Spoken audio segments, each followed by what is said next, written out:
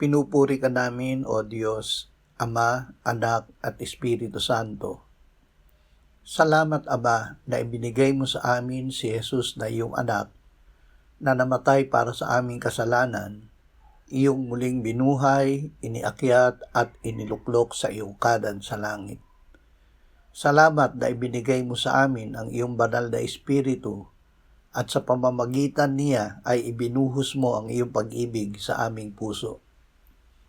O Diyos na makapangyarihan sa lahat, ikaw ay banal, banal, banal.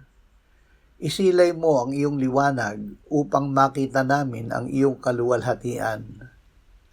Biyayaan mo kami ng pagnanais at kakayahan na mamuhay na banal upang ang bawat hakbang namin ay maging bunga ng iyong pag-ibig na inilagak mo sa aming puso.